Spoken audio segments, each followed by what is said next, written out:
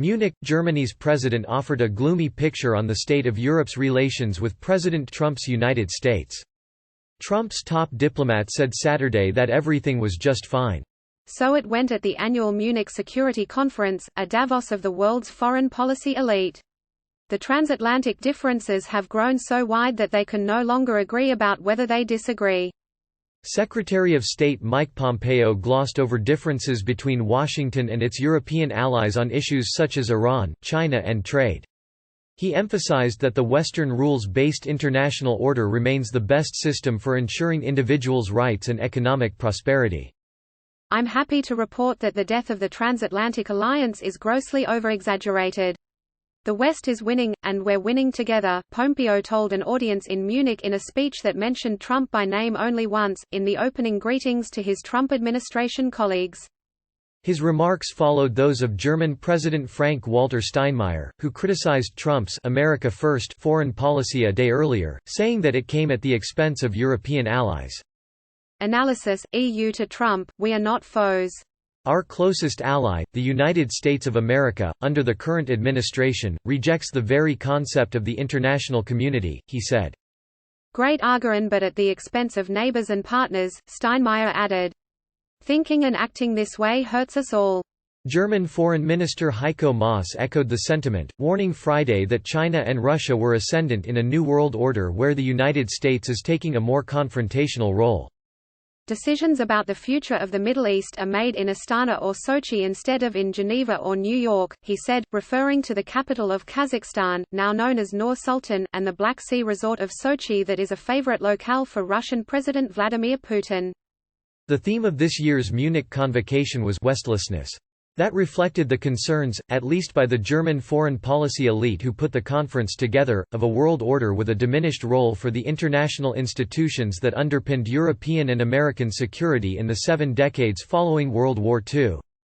Pompeo referenced Steinmeier's speech and suggested that European pessimism about the Trump administration's foreign policy was not grounded in truth. I am here this morning to tell you the facts, he said. Pompeo then noted U.S. efforts to urge NATO allies to spend more on defense. We did this because our nations are safer when we work together, he said. He also emphasized U.S. efforts to dissuade Europeans from using the Chinese tech giant Huawei to build 5G infrastructure or becoming overly reliant on Russian gas from the new pipeline project known as Nord Stream 2. Pompeo said those efforts are indicative of strong American leadership rather than an administration shrinking away from its global responsibilities.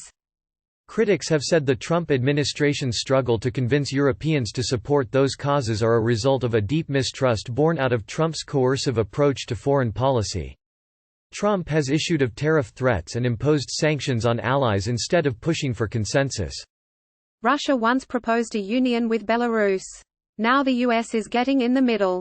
The reality is that we'd be better positioned with the Europeans if they felt they were in common cause with us and we weren't just lecturing them, said Senator Robert Menendez of New Jersey, the top Democrat on the Senate Foreign Relations Committee, who attended the conference.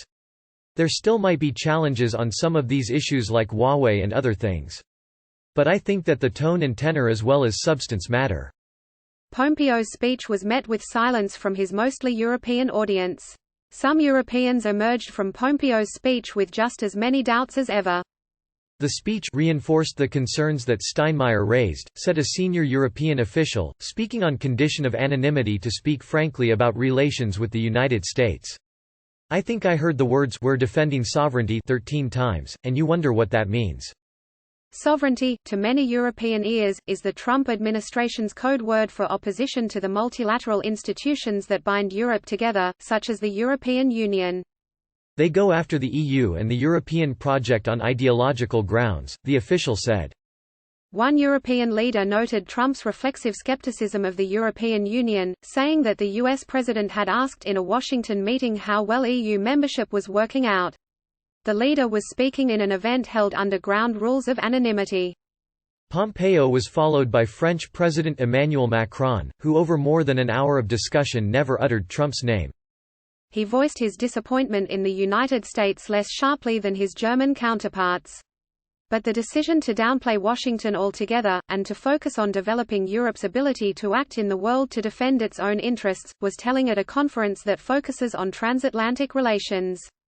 An effort for Europe to invest in its own defense and autonomy is a logical consequence of what has happened in recent years. We have an American partner saying you need to invest more in your own security, and that is true. Macron said. The Americans say, we are not the sheriff to provide security in your neighborhood. Europeans have criticized the Trump administration for pulling out of the Iran nuclear deal without a strategy for containing the country's nuclear program. They have also bristled at Trump's recurring threats to impose a 25% tariff on European cars. Despite those differences, Pompeo suggested that all was well in the transatlantic relationship and that the United States and its allies were in sync. We are winning, and we're doing it together, Pompeo said. One former American official said that many Europeans appeared to have moved into the live with it phase of their angsty relations with Trump.